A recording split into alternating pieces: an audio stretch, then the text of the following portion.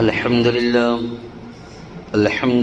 نحمده ونستعينه ونستغفره ونتوكل عليه ونعوذ بالله من شرور انفسنا ومن سيئات اعمالنا من يهده الله فلا مضل له ومن يضلل فلا هادي له ونشهد ان لا اله الا الله وحده لا شريك له ونشهد ان سيدنا مولانا محمدا عبده ورسوله صلى الله عليه وعلى آله وأصحابه وسلم تسليما كثيرا أما بعد فقد قال الله تبارك وتعالى في كلامه المجيد والفرقان الحميد أعوذ بالله من الشيطان الرجيم بسم الله الرحمن الرحيم قل هو الله أحد الله الصمد لم يلد ولم يولد ولم يكن له كفوا أحد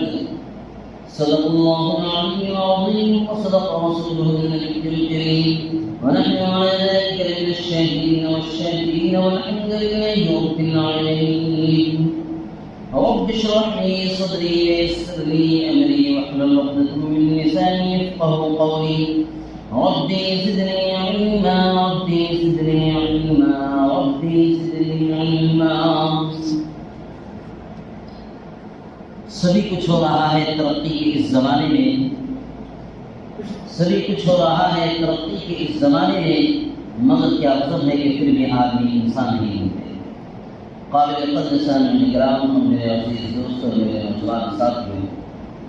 سب سے پہلے تو ہم سب اللہ رب العزت کا شکر ادا کرتے ہیں کہ اللہ تبارک و تعالیٰ نے ہمیں اور آپ کو اجتماع کی بابرکت مجلس میں اجتماع کی نماز سے پہلے تھوڑی دیر بیٹھنے کی توفیق نصیب و رحمت فرمائی ہے۔ میرے دوستو، آج دنیا میں ہر طرف ظلم کا دورہ دکھائی دے رہا ہے، ہر طرف حقوق غصب کر لینے کی آواز اٹھائی دے رہی ہے، ہر طرف ایک دوسرے سے لوگ اپنے حقوق طلبی کی آواز اٹھا رہے ہیں کہ آج میرا حقوق نہیں مل رہا ہے،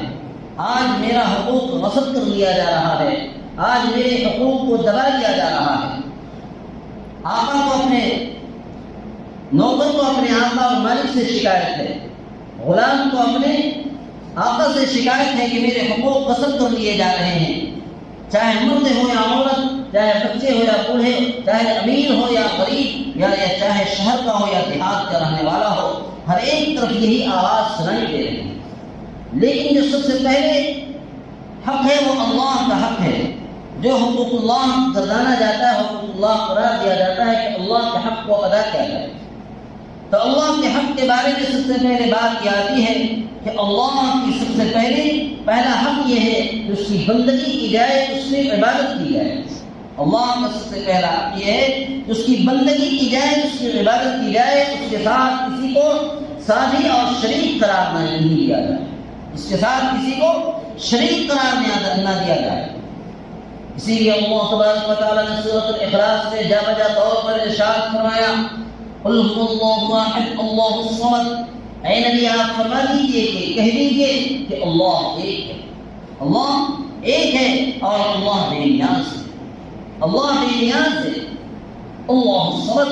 پوری کائنات سے اگر پوری کائنات اللہ کا نافرمان بن جائے، اگر پوری کائنات چرندے پرندے درندے جتنی بھی مخلوقات دنیا میں بستے ہیں، تمام کے تمام انسان و جنات سب کچھ مل کر کے بھی اللہ کے نافرمان بن جائے، اللہ کے باغی بن جائیں، تو پھر بھی اللہ کی بے نیازی میں اور اللہ کی صفات میں ذرہ برابر بھی کوئی فرق نہیں آ سکتا۔ اللہ ایسی ذات و صفات کا مالک ہے کہ اللہ کی بے نیازی میں اور اللہ کے قہاریت میں اور اللہ کی سب سے علو شان ہونے میں اور احکم الحاکمین ہونے میں اور مالک الملک کے جو جہاں کا جو شہنشاہ ہے وہ اللہ، اس کی ذات میں ذرہ برابر بھی کوئی فرق نہیں ہے۔ اگر پوری کائنات کے مخلوقات انسان جن مل کر کے اور تمام کے تمام سمندر کی مخلوق ہو، بحری مخلوق ہو، بری مخلوق ہو، تمام درندے پرندے چرندے بھی اللہ کی تابع اور فرما بردار بن جائے، اللہ کی تابع اور فرما بردار بن جائے، تو بھی اللہ کی شان میں کوئی بڑھوتری نہیں آ سکتی ہے، اللہ کی شان میں کوئی، اللہ کی بے نیازی میں کوئی بڑھوتری نہیں آ سکتی ہے۔ اللہ ایسی ذات کا مالک ہے، اللہ ایسی ذات کا مالک ہے، اسی لیے اللہ کی قدرت میں غور و فکر کرنا چاہیے انسان، اللہ کی قدرت میں غور و فکر کرنا چاہیے، اللہ کی ذات میں غور و فکر نہیں کرنی چاہیے۔ اللہ کی ذات ایسی ہے جس کے بارے میں آپ غور و فکر کر ہی نہیں سکتے، وہ عقل کی حدود ہے ہی نہیں، وہ ہماری عقل کی وہ حدود ہے ہی نہیں، وہ عقل کا جو حدود ہے وہ اللہ تبارک و تعالی جنت الفردوس میں مومنوں کے لیے کھولے گا، جنت الفردوس میں مومنوں کے لیے وہ عقل کی حدود کھولے گا، وہاں پہ نعمتوں کو استعمال کرنے کے لیے۔ یہاں پہ تو ہماری 1 سے 2% ہماری عقل کی حدود اور عقل کی نصیحت کے لیے، جس سے ہم سوچتے ہیں، سمجھتے ہیں اور سوچ سمجھ کر کے پھر عقل سے ہم کام لیتے ہیں۔ اسی لیے مومن اور مشرک کے بارے میں، جو مومن جو فرما بردار اور تابع ہوگا اللہ کی اور اللہ کے حکموں کی، تمام حکموں کی، اور مشرک ہوگا جو نافرمان ہوگا، مشرک جو ہوگا وہ نافرمان ہوگا۔ اسی لیے مشرک کی اللہ تبارک و تعالیٰ کے دربار میں معافی نہیں۔ آج مومن بن کر کے کچھ لوگ شرک کر ڈالتے ہیں، کہ کچھ لوگ ایمان لانے کے بعد بھی شرکیہ عمل کرتے ہیں، کچھ لوگ ایمان لانے کے بعد بھی شرکیہ عمل کرتے ہیں اور شرک میں پھنس جاتے ہیں، شرک کی دلدل میں گھس جاتے ہیں ایمان لانے کے بعد بھی۔ تو ایسے جو شرک فی العلم ہے کہ اللہ کی ذات میں کہ اللہ حاضر و ناظر ہے، اللہ کی ذات حاضر و ناظر ہے، اللہ کی ذات کے علاوہ کوئی حاضر و ناظر نہیں ہو سکتا ہے، اللہ کی ذات کے علاوہ کسی کو سجدہ کرنا جائز نہیں ہے، اللہ کی ذات کے علاوہ کسی کی عبادت کرنا اور ساری شریک قرار دینا یہ جائز اسلامی شریعت میں اور شریعت اسلام میں نہیں قرار دیا گیا، شریعت اسلام میں جائز ہی قرار نہیں دیا گیا، چاہے کتنا ہو سے کتنا بڑا انسان ہو، چاہے وہ نبی آخر الزمان جناب محمد رسول اللہ کی ذات اقدس کیوں نہ ہو، ان کو بھی اللہ کے ساتھ آپ شریک اور برابر اور ٹکر کا قرار نہیں دے سکتے، کسی کو بھی نہیں۔ وَلَمْ يَكُنْ لَهُ كُفُوًا أَحَدٌ، اس کے ساتھی اور اس کے ہمسر کا کوئی ہے ہی نہیں ہے، اس کے ہمسر، اس کے ٹکر کا، اللہ کی ٹکر کا کوئی دنیا میں ہے ہی نہیں ہے، پوری کائنات میں ابد سے لے کر کے ازل سے لے کر کے ابد تک، ازل سے لے کر کے ابد تک، وَالْأَوَّلُ وَالْآخِرُ وَالظَّاهِرُ والأول والآخر والظاہر والباطن وهو بكل شيء عليم، وہی اول ہے، وہی آخر ہے، وہی ظاہر ہے، وہی باطن ہے، وہ اول کا جاننے والا بھی ہے، وہ آخر کا بھی جاننے والا ہے، وہ باطن کا بھی جاننے والا ہے، وہ ظاہر کا بھی جاننے والا ہے، وهو بكل شيء عليم، اور وہ ہر چیز کا علم رکھنے والا ہے، اس کا علم ہر چیز کو محیط۔ اسی لیے اللہ کے بارے میں لوگوں کے علم نہ ہونے کی وجہ سے کہتے ہیں کہ اللہ کی ذات کو، اللہ کی قدرت اور اللہ کی ذات کو ہم کیسے پہچانیں، کیسے پہچانے کہ اللہ کی ذات ہر جگہ کیسے موجود ہے؟ تو اللہ تبارک و تعالیٰ نے آیت الکرسی میں اس بات کو ارشاد فرمایا ہے، آیت الکرسی نے اس بات کو ارشاد فرمایا ہے، وَلَا يُحِيطُونَ بِشَيْءٍ مِّنْ عِلْمِهِ إِلَّا بِمَا شَاءَ، وَلَا يُحِيطُونَ بِشَيْءٍ مِّنْ عِلْمِهِ إِلَّا بِمَا شَاءَ وَسِعَ كُرْسِيُّهُ السَّمَاوَاتِ وَالْأَرْضَ وَلَا يَئُودُهُ حِفْظُهُمَا وَهُوَ الْعَلِيُّ الْعَظِيمُ۔ وَسِعَ كُرْسِيُّهُ السَّمَاوَاتِ وَالْأَرْضَ، اس کی کرسی ہے، اللہ کی کرسی کی جو کیفیت ہے وہ تمام آسمان و زمین کو گھیرے میں لیے ہوئے ہے، تمام آسمان و زمین کو گھیرے میں لیے ہوئے ہیں، وَلَا يُحِيطُونَ بِشَيْءٍ مِّنْ عِلْمِهِ، اور اس کا علم تمام چیزوں کا احاطہ کیے ہوئے، اس کا علم تمام چیزوں کا جس کا چاہتا وہ احاطہ کیے ہوئے ہے، ہر چیز اسی کے علم میں ہے، اللہ ہی کے علم میں ہے، اور اللہ ہی کے حکم سے وہ چیز چل رہا ہے، اللہ ہی کے حکم سے وہ چیزیں اپنی اپنے محور میں چل رہا ہے۔ والشمس تجری لمستقر لها ذلك تقدیر العزیز العلیم، سورہ یاسین میں اللہ تبارک و تعالیٰ نے سورج کے محور کے بارے میں ارشاد فرمایا کہ سورج اپنے مدار پہ، اپنے مستقر پہ وہ گھیرے پہ چل رہا ہے، اور جب تک کہ اللہ کا حکم ہوگا وہ چلتا رہے گا، اور وہ پورب سے نکلتا رہے گا اور پچھم میں ڈوبتا رہے گا۔ والشمس تجری لمستقر لها، وہ پورب سے نکلتا رہے گا اور پچھم کی طرف ڈوبتا ہوا رہے گا، اور جس دن اللہ کا حکم ہوگا، جس دن توبہ کا دروازہ بند ہوگا، پھر اللہ کا حکم ہوگا، پچھم سے سورج نکلے گا، اور سورج نکلنے کے بعد پھر ڈوب جائے گا، پھر سورج ڈوب جائے گا، پھر دوبارہ اپنی حالت سے نکلے گا، اسی دن توبہ کا دروازہ بند کر دیا جائے گا۔ اسی لیے اللہ کے تمام جو علم ہیں اللہ کے احاطے میں ہے، اور اللہ اپنے محور میں رکھا ہے، اپنے ارد گرد رکھا ہے، اور اس کی کرسی تمام آسمان و زمین کو جیسے ہم اگر ایک سکے کو لے لیں اپنے ہتھیلی میں تو سکے کے ہر ایک شاختے کو، ہر ایک چیز کی بناوٹ کو ہم پہچان سکتے ہیں اس میں کیا چیز لکھا ہوا ہے، اس میں کیا چیز لکھا ہوا ہے۔ اللہ کے علم اس سے بھی زیادہ قریب ہے، اور اللہ کی تمام آسمان و زمین کی چیزیں اللہ کی نظروں سے اس سے بھی زیادہ قریب ہے، اس سے بھی زیادہ قریب۔ اللہ تبارک و تعالیٰ نے فرمایا کہ وَنَحْنُ أَقْرَبُ إِلَيْهِ مِنْ حَبْلِ الْوَرِيدِ، ارے ہم تو شہ رگ سے بھی زیادہ قریب ہیں انسانوں کے شہ رگ سے بھی زیادہ قریب ہے اللہ، شہ رگ سے بھی زیادہ قریب ہے۔ اسی لیے اللہ کی قدرت بھی انسان کو غور و فکر کرنا چاہیے، اور اللہ کی عبادت بجا لانا چاہیے، اور اللہ کے ساتھ کسی دوسرے کو ساجی اور شریک قرار نہیں دینا چاہیے۔ یہ حقوق اللہ کی، یہ حقوق اللہ کی تفسیر ہے کہ اللہ کا حق یہ ہے کہ اس کی بندگی کی جائے، اس کی عبادت کی جائے، اس کے ساتھ کسی کو شریک قرار نہ دیا جائے۔ اب حقوق العباد کی باری آتی ہے کہ حقوق اللہ میں اگر کوئی کمی ہو گئی تو اللہ تبارک و تعالیٰ اپنے، اللہ کی ذات ایسی ہے جو غفور الرحیم ہے، اللہ بخش دے سکتا ہے، اللہ بخش دے گا، اللہ کی ذات غفور الرحیم ہے۔ اگر عبادت کرتے ہوئے کوئی کمی کوتاہی تھوڑی آ گئی، تھوڑی کمی کوتاہی ہو گئی، لیکن حقوق العباد میں اگر کمی کوتاہی ہم انسان کر رہے ہیں، اگر کسی کا ہم نے ناجائز طور پر ذلیل غصب کر لیا، کسی کا ہم نے حق تلفی ظلمت کسی چیز کو لے لیا، یہ حقوق العباد ہے، بندوں کا حق ہے۔ ظلمت کسی چیز کو لے لینا اور ظلمن اس چیز کو تم اپنے ناجائز قبضہ کر لینا، کل قیامت کے دن کوئی چیز، کوئی طاقت اسے معاف نہیں کر سکتی ہے جب تک کہ وہ بندہ معاف نہ کر دے، جب تک کہ وہ بندہ معاف نہ کر دے۔ اور مرنے کے بعد جو زندگی شروع ہوتی ہے جسے آخرت کہا جاتا ہے، آخرت میں تو کوئی معافی وہاں پہ نہیں، وہاں پہ تو یہ بات ہوگی کہ جو انسان روزہ، نماز، حج، زکوٰۃ، تسبیحات، تلاوت، یہ تمام کی تمام عبادات کر کے گیا ہو۔ اللہ کے رسول صلی اللہ علیہ وسلم، جناب محمد رسول اللہ صلی اللہ علیہ وسلم نے اپنے صحابہ کرام سے ارشاد فرمایا کہ جانتے ہو مفلس کسے کہتے ہیں؟ اتدرون من المفلس، جانتے ہو؟ تو صحابہ کرام نے فرمایا کہ ہمیں تو یہ معلوم ہے کہ مفلس اسے کہا جاتا ہے جس کے پاس درہم و دنانیر نہ ہو، درہم و دنانیر نہ ہو، مال و متاع نہ ہو، دنیا کا مال و متاع نہ ہو، اسے ہم مفلس سمجھتے ہیں۔ اللہ کے رسول صلی اللہ علیہ وسلم نے فرمایا کہ اصل میں مفلس وہ شخص ہوگا کہ کل قیامت کے دن وہ تو بہت ساری عبادتوں کو لے کر کے آیا ہوگا،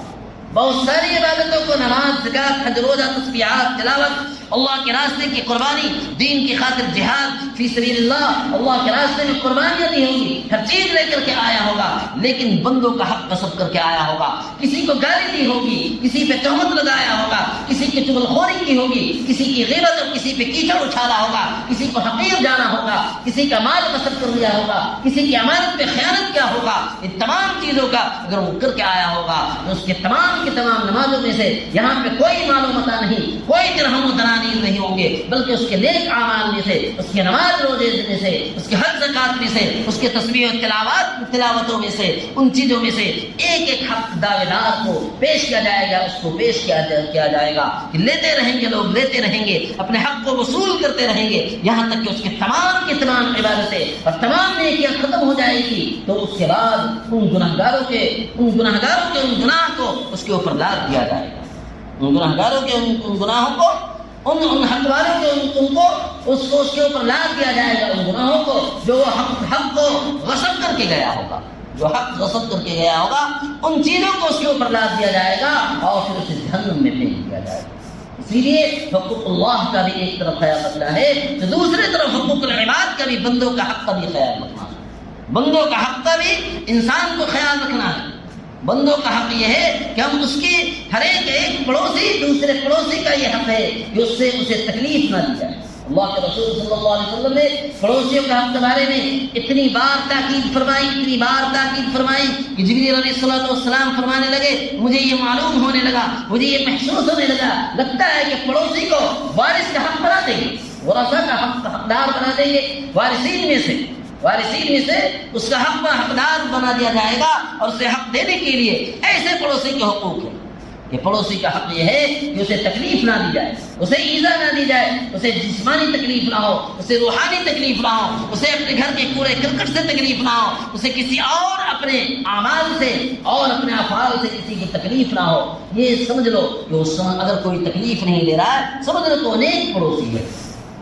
اسی لیے پڑوسیوں کا بھی حق ہے، اسی لیے تمام کے تمام حق کو ادا کرتے ہوئے ایک غیر مسلم کا بھی حق ہے، تو غیر مسلم کا بھی حق کہ آج ہم انسان، آج امت مسلمہ آج اپنے اخلاق نہ دکھلانے کی وجہ سے، حقوق ادا نہ کرنے کی وجہ سے، آج کچھ امت مسلمہ کے لوگوں کی وجہ سے آج اسلام کی بدنامی آتی ہے. لوگ اسلام پہ کیچڑ اچھالتے ہیں، لوگ اسلام پہ کیچڑ اچھالتے ہیں کہ لوگ ایسے ہوتے ہیں امت مسلمہ اسلام کے ماننے والے. لیکن آج امت مسلمہ کو اس بات کی ضرورت ہے کہ نبی والی جو اخلاق ہے، نبی والا جو کردار ہے، جو نبی حق ادا کر کے گئے، جو غلاموں کا حق ادا کر کے گئے، جو پڑوسیوں کا حق ادا کر کے گئے، جو غیروں کا حق ادا کر کے گئے، ان تمام حق کو ادا کرنے والے ہیں. انس بن مالک رضی اللہ عنہ فرماتے ہیں میں 10 سال اللہ کے رسول کی خدمت میں رہا، رسول اللہ صلی اللہ علیہ وسلم کی خدمت میں 10 سال رہا. کبھی آپ صلی اللہ علیہ وسلم نے یہ نہیں کہا تم نے یہ کام کیوں کیا، تم نے یہ کام کیوں نہیں کیا، تم نے یہ کام کیوں کیا، تم نے یہ کام کیوں نہیں کیا. یہ ہمیں سوال نہیں اٹھایا گیا. ایسے حق ادا کرنے والے تھے اپنے غلاموں کا، اپنے خادموں اور نوکروں کا، اپنے غلاموں اور خادموں اور نوکروں کا بھی ایسا حق ادا کرنے والے. آج اس بات کی ضرورت ہے کہ آج امت مسلمہ درد اور بے چینی اور کرب اور پریشانی اور اضطراب کی حالت میں ہے، اضطراب کی حالت میں ہے. ہم وہاں تک نہیں پہنچ سکتے ہیں تو ہم ان کے لیے ان کا حق یہ ہے ہم امت مسلمہ تمام کے تمام امت مسلمہ کا جذبۃ واحد ایک جسم کے مانند ہے. المسلموں کا جذبۃ واحد ایک جسم کے مانند ہے. ایک جسم کے مانند ہے تو ہم ان کے لیے دعائیں تو کر سکتے ہیں،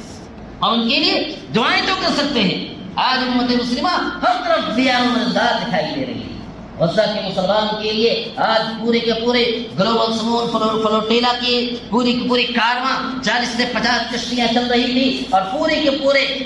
ہزاروں کلومیٹر کا سفر کر کے وہ وہاں پہ غزہ کے ساحلی سمندر پہ پہنچ کر کے وہ لوگ سوشل ایکٹیویٹ اور بڑے بڑے ارکان پارلیمنٹ اور بڑے بڑے وکلاء اور بڑے بڑے سوشل ایکٹیویٹیز وہ لوگ جا کر کے وہ لوگ ان کے حق کو ادا کرنا چاہتے تھے. 2008 سے آج تک کوئی پہنچ نہیں سکا ہے. 18 سالوں سے تقریباً وہاں پہ کوئی پہنچ نہیں سکا ہے. وہ لوگ ساحلی سمندر سے اور ان کے کھانے پینے کا انتظام کر کے، ان کے پانی کا اور ان کے دواؤں کا انتظام کر کے وہاں پہ پہنچنا چاہتے تھے. لیکن یہ ظالم حکومت اسرائیل پہنچنے نہیں دیتی. صرف ایک قافلہ اور صرف 1 یا 2 کشتیاں وہ پہنچ سکی ہے. 1 یا 2 کشتیاں وہاں پہ ابھی تک پہنچ سکی ہے. کل کی خبر 1 یا 2 کشتیاں وہاں تک پہنچی ہے جو دواؤں کا انتظام لے کر کے ان کے لیے گئی ہے. کوئی ہتھیار نہیں، کوئی ڈیفینس سسٹم نہیں، صرف اپنے آپ کو اور جسمانی اور خدمت خلق کی خاطر وہ مخلوق کی خدمت کرنا چاہتے ہیں. زیادہ 60% غیر مسلم ہیں.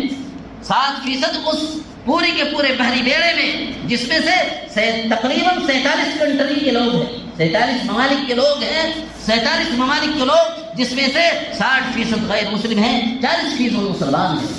اس بحری بیڑے میں. لیکن وہاں بھی ابھی پہنچنے نہیں دیا جا رہا ہے اور وہاں تک امدادی سامان فراہم کرنے کو نہیں دیا جا رہا ہے. اور یہ لوگ ظالم لوگ ان بچوں کو بھوکا مارنا چاہتی ہے. اس لیے ہمیں ان کے لیے دعائیں کرنی چاہیے کہ گلوبل سمول فلوٹیلا کی جو قافلہ ہے، بحری بیڑا ہے، اس بحری بیڑے کو اللہ تبارک و تعالیٰ اور جس طریقے سے حضرت موسیٰ علیہ السلام کے قوم بنی اسرائیل کے لیے اللہ نے سمندر کو پھاڑ کر کے راستہ بنایا تھا، اللہ اسی طریقے سے غزہ والوں کے لیے ساحلی سمندر کو اللہ پھاڑ کر کے اللہ راستہ بنا دے اور ان کے لیے برکت کی جگہ وہ بنا دے. برکت کی جگہ تو ہے ہی ہے، ملک شام کا علاقہ برکت کی جگہ ہی ہے. سبحان الذی اسری بعبدہ لیلا من المسجد الحرام الى المسجد الاقصى الذي باركنا حوله لنريه من آیاتنا انه هو السمیع البصیر. اللہ نے اس کے ارد گرد میں اللہ نے برکت رکھی ہے، اس کے ارد گرد میں اللہ تبارک و تعالیٰ نے برکت رکھی. اس لیے اس کے ارد گرد میں برکت ہونے کی وجہ سے ہمیں چاہیے کہ ان کے لیے کم سے کم، ہم تو کچھ نہیں کر سکتے، کم سے کم ان کے لیے ہم 5 وقت کی نماز کے بعد ہم دعائیں تو کر سکتے ہیں. ان کے لیے دعائیں کیجیے، اللہ تبارک و تعالیٰ راستے کو کھول دے اور ان کے لیے خزانہ غیب سے اللہ تبارک و تعالیٰ انتظام عطا فرمائے. اللہ تعالیٰ ان باتوں پہ اور ان کی توفیق نصیب عطا فرمائے. صفوں کو درست کر لے، درست کر کے نیچے والے کو پورے بلا لے اور آگے بڑھ کر کے سنت پڑھے، آگے بڑھ کر کے